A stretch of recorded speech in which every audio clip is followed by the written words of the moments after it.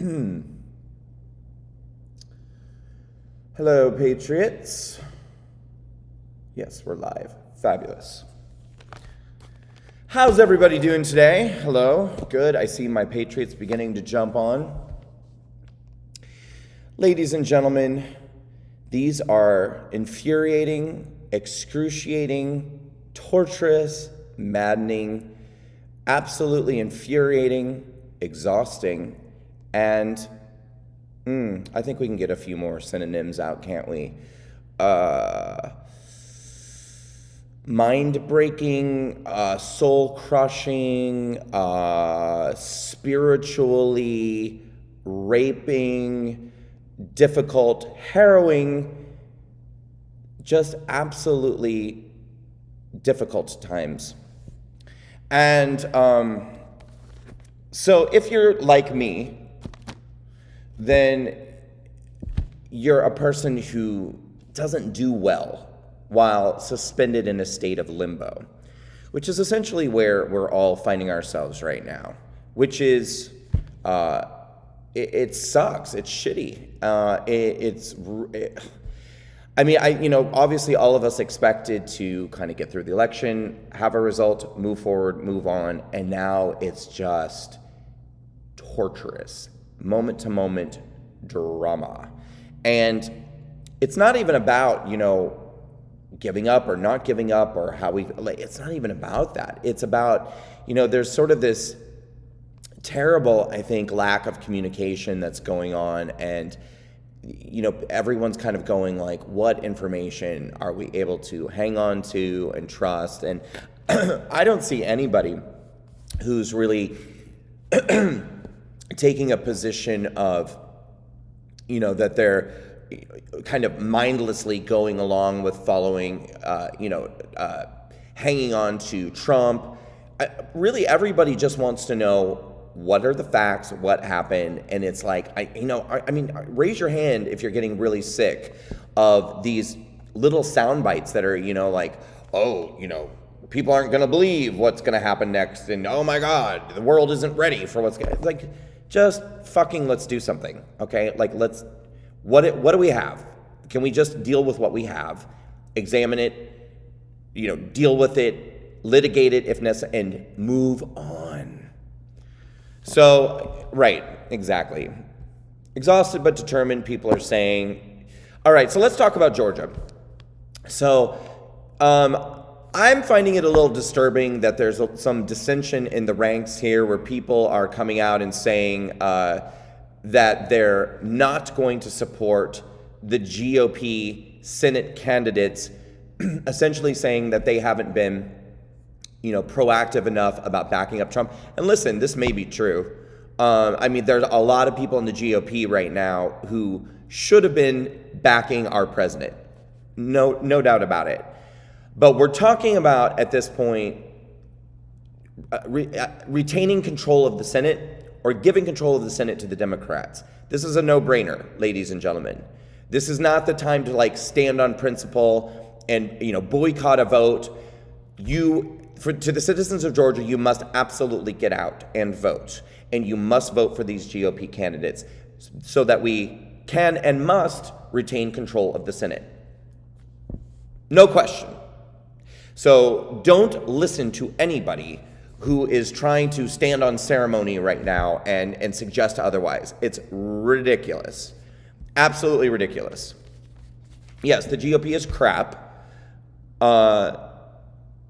And the Dems are even more stinky crap. That's an excellent comment from James Webb. GOP crap, Democrats even more stinky crap. I agree with you, James.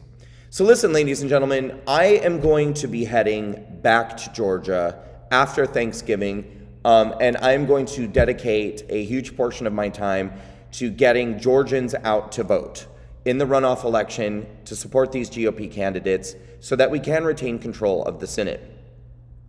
For the time being, I am going to take that much downtime between now and Thanksgiving because I really did get to the point where, you guys know me. I honestly don't think anybody works like I work. in the conservative movement. I haven't stopped for 2.5 years. I don't take days off. I don't quit. I don't stop and, for Christmas or my birthday or the 4th of July. I've never stopped. But I felt myself really getting ground down in the last couple of weeks to the point where I was not even like functioning normally like myself. So just in the sake of being able to be as effective as I can possibly be, I am going to take a few days this week to try to dedicate myself to getting some rest, to getting prepared for what's coming next, which is that I am going to be heading to Georgia, and I am going to be collaborating with whomever there to make sure that we're optimizing, getting out and getting Georgians out to vote for these Senate candidates for the runoff elections. So I'll be kind of putting together a plan in the coming week, and I'm definitely going to be asking you guys to support me and support that plan for the Walkaway Georgia group. I expect all of you to step up and help right now, because this is a matter of making sure that the Democrats don't take control of the Senate. It doesn't matter if you're a Republican. It doesn't matter if you support Trump or if you don't support Trump, or if you support the GOP or you don't. It's not even about that. It is about making sure that the Democrats don't take control of every aspect of our government. Of course, the presidency is still up in the air. We're still caught in that state of limbo. We don't know what's going to happen next with that. But we do know that the Senate is hanging on these GOP seats. And so I expect all of you to come out and help with whatever we're doing. And I expect all of you guys to step up and support whatever efforts that we're going to make, whether it be, door knocking, getting out in groups, making sure that we're rallying for these candidates, everything that we need to do to make sure that we retain the Senate. So I'm going to need your help, and I'm going to need your support. And I'll be talking with you guys a lot in the coming weeks about what we're going to do to make sure that we retain control of the Senate. The election, what else did I title this video? What else are we talking about today? We're talking about, one moment, please. Election drama, what's next? Ask me anything. Right. So, I guess we kind of covered the election drama for the moment. I mean, this is supposed to be the week that we're going to see some evidence of what's going on, as Sidney Powell says that she feels like by Friday at the latest, we'll have something rolling. I'm very displeased at the communication that's coming out from our side. I think very highly of Jenna Ellis. I think she did an absolutely outstanding job at the press conference the other day. However, her coming out on Twitter and just simply posting this Trump campaign statement saying that Sidney Powell is not a part of the legal team was very confusing. It caused a lot of people to go into a tailspin. It caused, I think, I think when looking at how the liberal media is obviously going to cover that, I think it was not well executed, because it gave an enormous amount of fodder to the left-wing media to be able to print the stories that they love to print about the complete lack of organization coming from the Trump campaign, or that people are grasping at straws on our side to try to keep Trump in office. And I think it only fed into that narrative for the media. So I don't understand why that was handled the way it was handled. I think it was sloppy. Sorry, I'm reading your comments as I'm talking. Yeah, and I'm not even sitting here making a speculation as to what it means. I'm simply saying along with a lot of other people, have a great lack of appreciation for the communication that's coming out from our side and how this is all being handled. I mean, I think it's a lot to expect for everyday citizens like yourselves, people like myself and others, to continue to rally and support when we're kind of not really being communicated well with about what it is that we're rallying and supporting. So let's give it a little, another through to the end of the week, and see what it is that begins to unfold, and I think we'll have a clearer picture. But I just wanted to say that for those of you out there who are feeling frustrated or demoralized, that's understandable. I think we have to continue to stay strong and stay firm. That's been my messaging. That is still my messaging. But I think that we can be strong and we can be firm, and we can also acknowledge the frustration that many of us are feeling, that communication is incredibly sloppy, and the narrative on our end is weak. I don't mean in terms of the case. What I mean is in terms of allowing the liberal media to control the narrative. We should be controlling the narrative right now. And I don't think that our side is doing an effective job at that. And I find that to be very, very frustrating. So if you feel frustrated about that as well, know that you're not alone. I want to talk about what we have coming up next. So at this point, what I want to begin doing more than anything is really focusing on the victories that we've had in this election, and I think Walkaway's role in those victories, which is certainly demonstrated when looking at the exit polling results from different minority demographics. We've saw that we absolutely doubled the LGBT vote. I feel perfectly comfortable and confident taking nearly full credit for that, since Walkaway was the only organization that was doing outreach to the LGBT community for the last couple of years leading up to this election. Of course, I'm incredibly proud of the Walkaway LGBT debate, throwdown debate that we did. Oh, wow, I'm really behind in my comments. Sorry.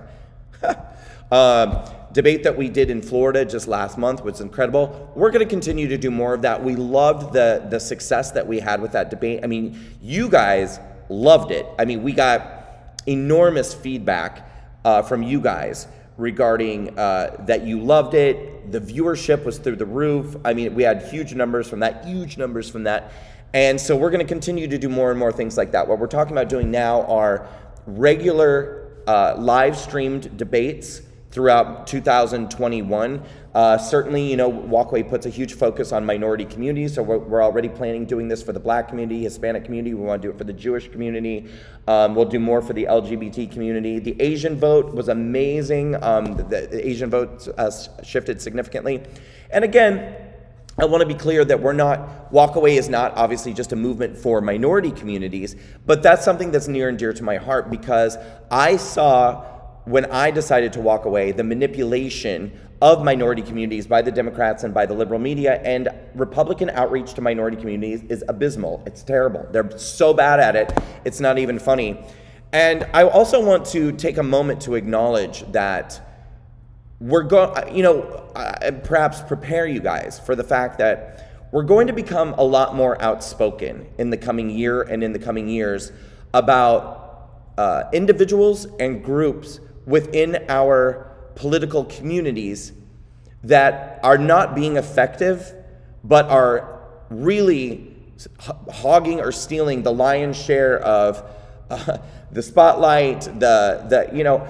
I want you guys to really think hard right now. And today, I'm not going to name names because we have enough election drama going on. I don't want to make things worse by creating more drama. But once we get through this election mess, be very clear about something. I'm going to start very openly naming names of individuals and groups in the conservative movement who are taking in millions and millions of dollars a year and did nothing during this election year, and are continuing to do nothing right now during this crucial time when we're in limbo. People that a lot of you get angry when these individuals are criticized because they've become like mythical superheroes to you. But where are they? Where are they right now when it matters and when it counts? Where have they been through 2020 when it mattered and when it counted? Walkaway is still a little baby organization that struggles with our funding from day to day. And yet, we produced dozens of events this year around the country, dozens. We were in every battleground state. We were in states that weren't battleground states. We were still doing our events for minority communities. We were still doing our outreach. We still produced videos. We did this on a shoestring budget. These guys that are $30 million a year budgets, what did they do for you guys this year? Huh? What did some of these other exit movements do this year? I saw their ads on a regular basis asking you to send them money, asking you to send donations. What did they do in 2020? What are they doing right now besides going on Fox News every night and plugging their books? So start thinking, you guys. I understand that there are people that make you feel good. You love what they're saying. Maybe you love the way that they look. Maybe they have the right skin color. Maybe they have the right gender. But what are they actually doing besides taking in donations to make a difference? It pisses me off because I can tell you, my team and I haven't stopped working for a day. We haven't stopped traveling. And now when it matters the most, We've been in Michigan, we've been in Pennsylvania, we've been in Georgia, we've been in Washington, D.C., and I'm going back to Georgia again to fight for the Senate runoff elections. So please start taking note of the people that might make you feel great and you think that they're so amazing, but what are they actually doing to make a difference? We're gonna start exploring that pretty deeply after the election. So stay tuned for that. But in the meantime, what Walkaway is going to continue to do is what we've already, I think, been doing so successfully, but we're going to do more and more of it, and we're going to do it in a more targeted and specialized way. These debates, I think, are everything. And so we're going to continue to do regular debate series live for a live audience, live streamed, and we're going to do them for minority communities. But we're also going to do issue-based debates as well. We're going to really attack socialism. We're really going to attack immigration policies, and we're going to attack the Second Amendment, things like this. And we're going to do these in our live debate series. So that's something to be really excited about, you guys. Very, very excited.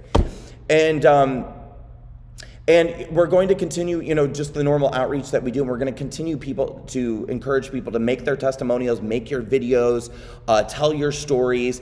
And we're also really excited about exploring the opportunity of making a documentary movie. Something that now, of course, we have our movie, The Great Awakening, Breaking the Chains of the Democratic Party.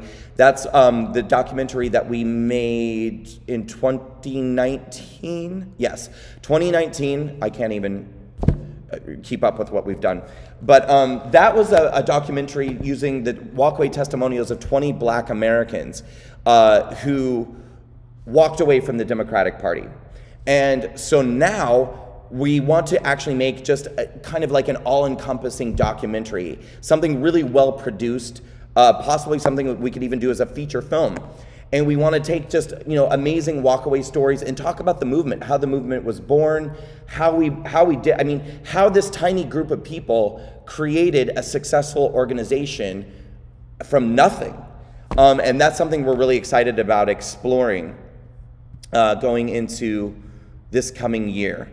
So I'm going to go back and read your comments.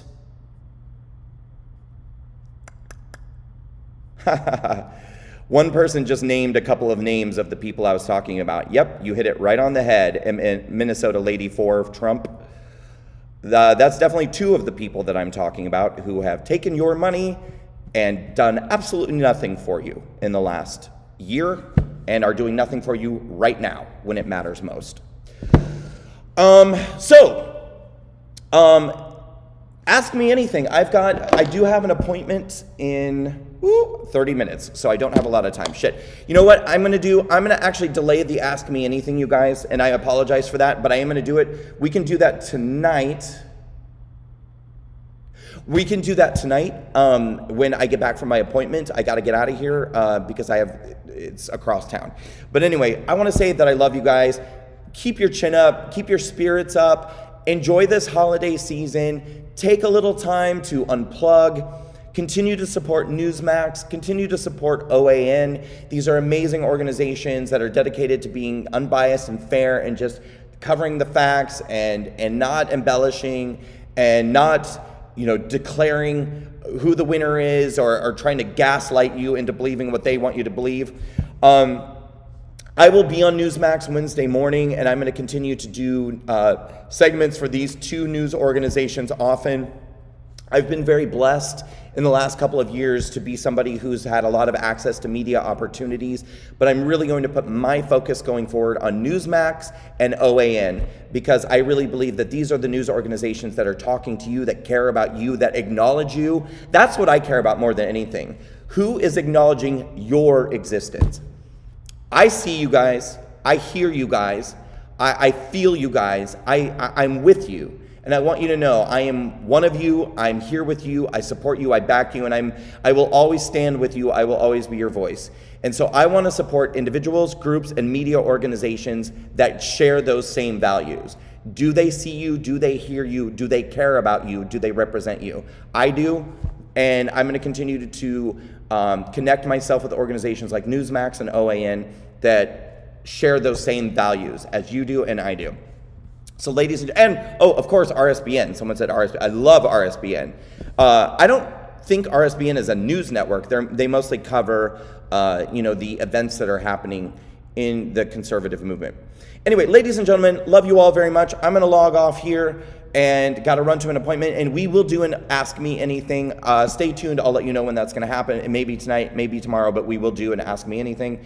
And continue to be strong, continue to stand firm, and continue to just keep your chin off. Don't take your chin off. Keep it up. And if you're feeling demoralized, unplug. Simply unplug.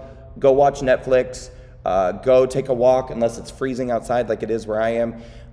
Just do something that you enjoy. Unplug. Let your mind rest. And hey, if you're watching right now, give me a follow on Twitter. Twitter is absolutely... I truly believe that they have stuck me in some sort of algorithm where they're removing my followers, that they're removing, my following is going down now. When it was growing 1,500, 4,500 followers a day, I'm now losing. Every time I gain 100 followers, I lose 80. I gain 70, I lose 60. I'm trying not to obsess about it, but it's very frustrating because I work really hard to build my following, and building my movement is very dependent upon building the following.